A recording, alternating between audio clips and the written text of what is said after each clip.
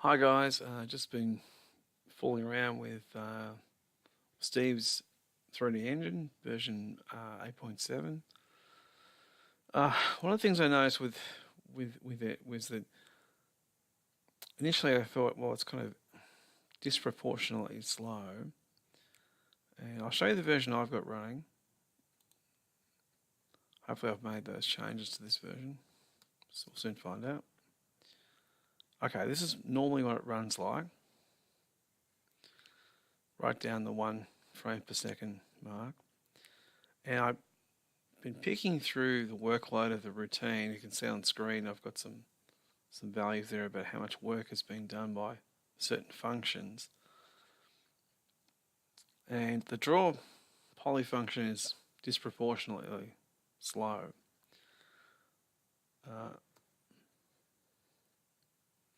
So what does that mean? It means, well, it means it's doing some work that it shouldn't be. And when I took a closer look at it, started to pick through the actual code, I noticed there's a couple of lines here, right there. These two lines are grabbing the pointer of the back buffer, or the screen, the PB screen. Now, that is in video memory. To get that, the buffer has to be locked. It's a whole please and thank you sort of situation what we're doing. And that is quite a slow procedure. You really never want to do that. And the routine's doing this every time it draws a polygon. So it's just a simple mistake in that section there. And we can get rid of that please and thank you. I think this is just legacy code from when Steve was doing just testing of different methods and so forth, as you do. Because there's a lot of stuff in this routine that's commented out. It's hard to follow what's what actually. I did clean up the render loop a bit. So we just now have a chunks loop and a remainder part. So we set our coordinates, set our initial UV coordinates for where this first strip's going to be.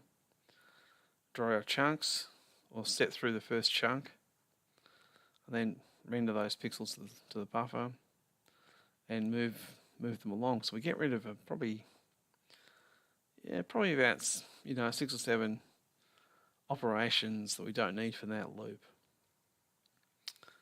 And the end is the same. We can just carry those optimizations through there. We can just make them simpler and cleaner. Excuse me. There's a lot of small redundancies, like things like this here. You really shouldn't do that multiple times. I mean, here we've got TUL and then TV, but you notice there are calculations that are done, the same calculations done later in the same line. The optimizer can't do those things. You actually need something that's much more powerful than what we have in PB to do those kind of optimizations. So it's better to compute this as a temp, here somewhere, well, whatever this, I would just call this, you have a variable, 1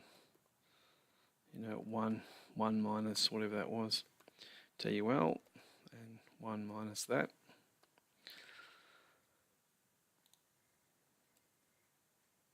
So we just substitute that in. And if it's a commonly used thing, then every scan line we're saving a bit more time. I know we're clutching at straws, but we are saving a bit more time. It was there, wasn't it?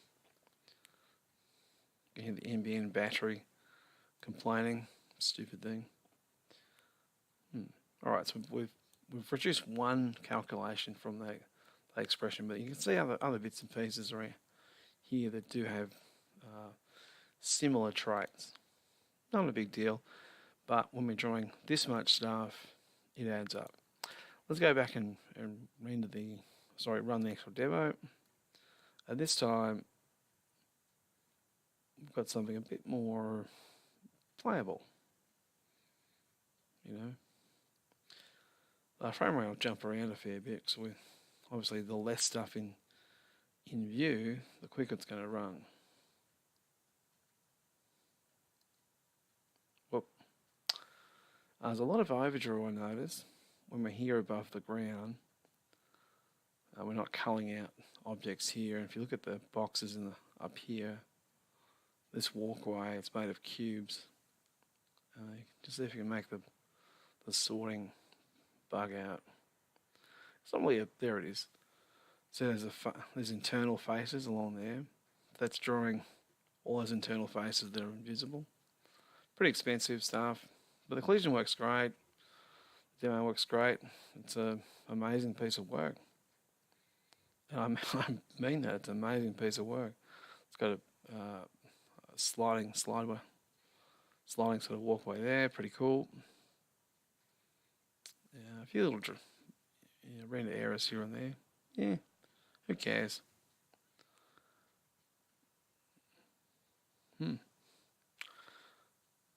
Our rates will drop here because we've got this this gantry here, what we want to call it, this steep, and we're rendering this section here and the walls behind it, I would say. Of course, when you're down here, even the boxes up in the sky have been rendered as well. Let's try it. See if I can get anywhere with it. Steve mentioned something about you got to get to the end.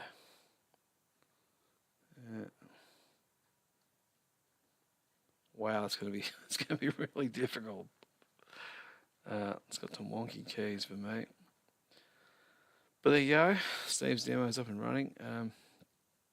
On the board back here, you can find this stuff on the forum. It is in 3D development. Steve's been good enough to make a blog pretty much. So I think it's this one here. I'm not logged in at the moment, so you can't really see. And to start off very simple, we've got some cubes in a world,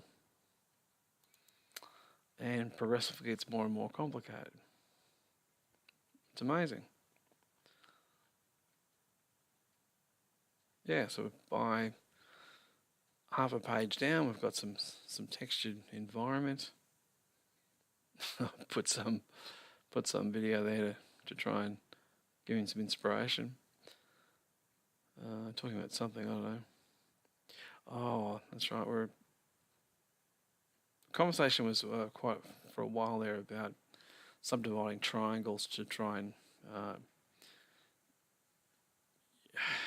so we can use textured polygons in 2D to represent the 3D scene, because when you do that when you try and do that for 3D scenes, you get terrible shearing in on these linear texture map polygons. So this is prospectively correct.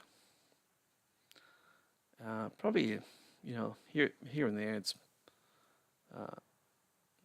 probably a little bit off, but that's the way it goes. What I mean by that is that to keep the frame rate up, what we're doing is, or what Steve's doing actually, is only computing prospectively correct points at 64 pixel intervals. Yeah.